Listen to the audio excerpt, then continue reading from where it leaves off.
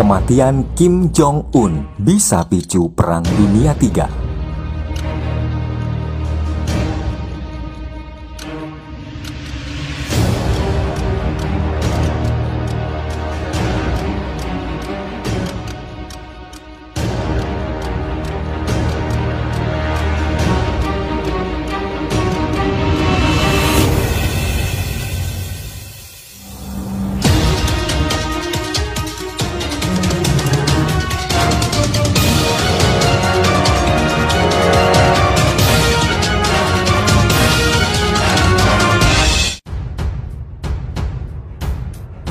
Kematian pimpinan Korea Utara Kim Jong-un diprediksi bisa memicu terjadinya Perang Dunia Ketiga, tepatnya akan membawa dunia ke perang nuklir.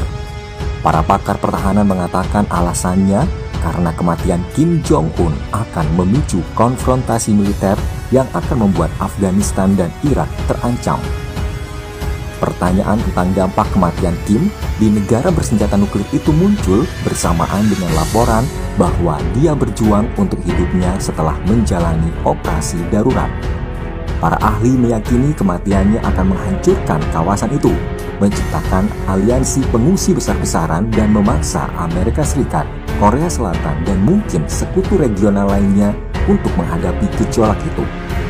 Pensiunan Letnan Jenderal Korea Selatan Chun In-bum, mantan kepala pasukan operasi khusus, mengatakan kekacauan, penderitaan manusia, ketidakstabilan, dan berita buruk bagi semua orang. Dan dia memperingatkan rencana apapun yang mungkin dimiliki aliansi Korea Selatan atau Amerika Serikat untuk pindah ke Korea pasca Korea Utara yang dapat berdampak buruk. Korea Utara adalah negara berdaulat. Siapapun yang masuk ke sana, termasuk China, akan gila, kata Chun In-bum. Mantan prajurit Amerika Serikat Kolonel David Maxwell yang sekarang menjadi anggota senior lembaga think tank Yayasan Pertahanan Demokrasi mengatakan aliansi Korea Selatan dan Amerika Serikat memiliki rencana buruk dengan asumsi buruk. Itu akan membawa kita ke perang nuklir, katanya. Menurutnya, keluarga suksesi yang jelas akan menggerakkan kekacauan di Korea Utara. Kim Il-sung menunjukkan penggantinya pada tahun 1973 dan Kim Il-sung menunjuk penggantinya pada tahun 2009 atau 2010. Tidak diketahui apakah Kim Jong-un telah menunjuk seorang penerus. Kita dapat berspekulasi bahwa mungkin saudara perempuannya Kim Yo-jong telah ditunjuk sebagai penggantinya. Kim Yo-jong merupakan adik dari pemimpin Korea Utara Kim Jong-un yang disebut menjadi calon penerus dinasti terkuat dan dinilai bisa lebih kejam dari sang kakak jika dipercaya memegang kekuasaan.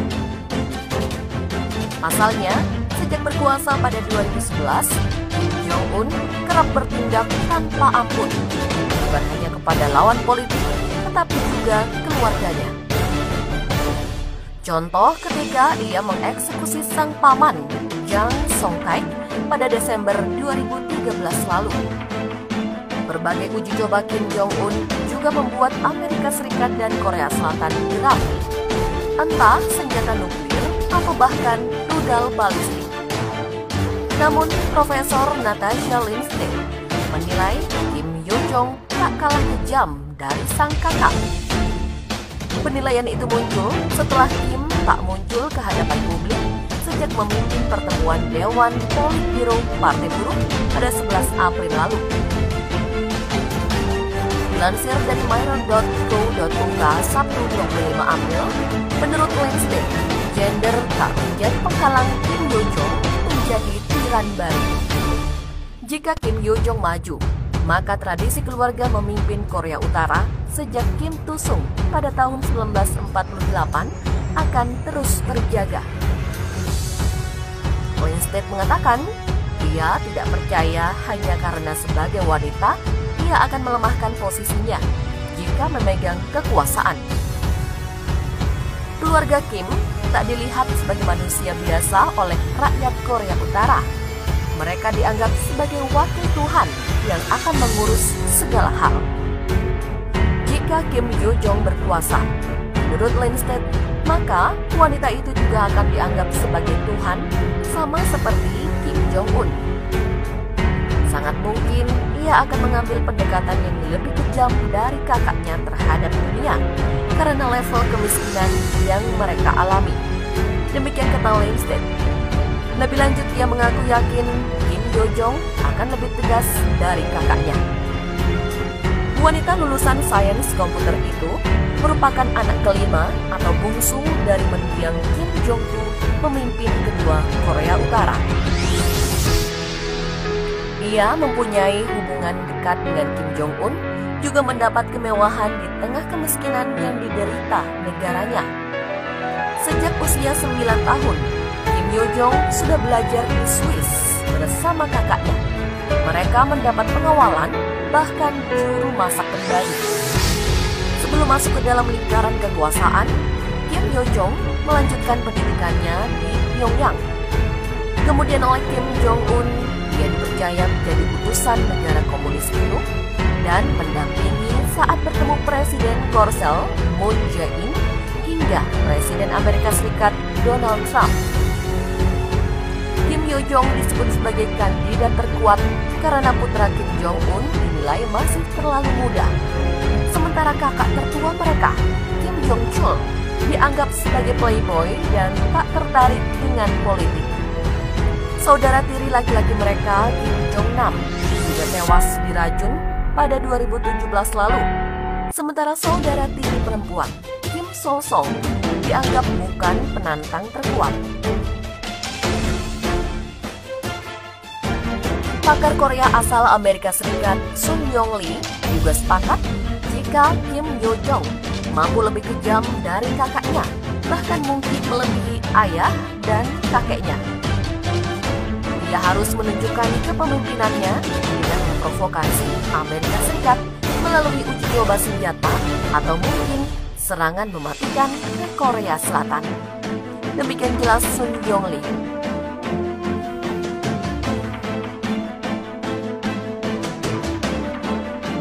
Tapi tidak diketahui apakah seorang wanita, meskipun menjadi bagian dari garis keturunan Paektu, bisa menjadi pemimpin rezim keluarga Kim, jelasnya.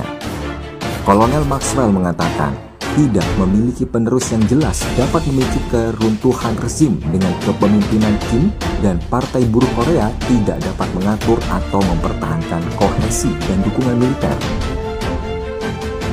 Dia memperkirakan bencana kemanusiaan akan terungkap di Korea Utara dan memperingatkan akan semakin rumit oleh pandemi coronavirus.